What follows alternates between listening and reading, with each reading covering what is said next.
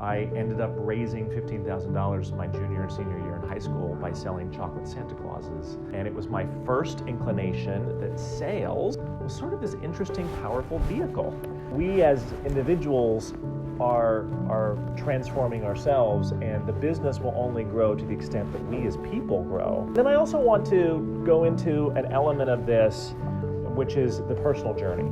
I was born in Wyoming. We moved to Iowa when I was 12. Difficult because I grew up in a very conservative Mormon household. When we moved to Eagle Point, Oregon, my father, who was the assistant superintendent, experienced a lot of religious discrimination. I saw the impact that had on my family. It's all about our perspective, right? I learned that the world didn't look like Iowa or Wyoming or Oregon. The world is a very diverse and interesting place. What is normal to you is not normal to you or to you or to you. 6 months, maybe a year in community college. So now I'm back in my parents' basement. It was at that point where I came out and I realized I was gay. It was just a realization. Like, I didn't really struggle with it like a lot of people have, which I'm very grateful for. It just sort of happened.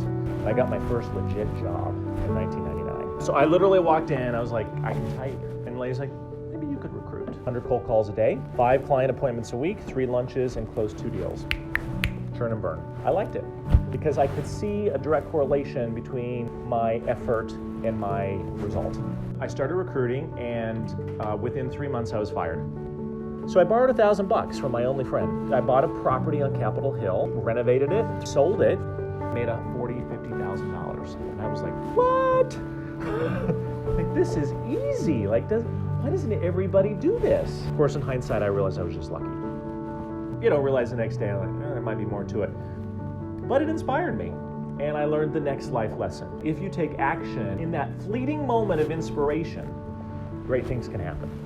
And it's fleeting, but if you take action in that little tiny gap, in that little tiny window, something miraculous can happen. The IT business at that point had like gone poof. And I had no college degree, no legit experience other than that 1 year at a staffing company. I had that little bit of sales training from the staffing world, and I knew that sales is a numbers game, and there was a certain number of contacts I could make that would reveal a certain result. So I gritted out the neighborhood, and I started knocking on doors.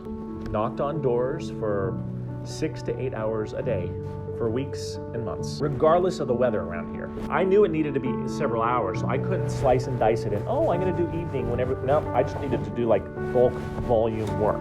And that first year I sold 12 million, so it was a very good first year. I had one choice, and so I made it work. That lesson that first year for me was, you just gotta do the work.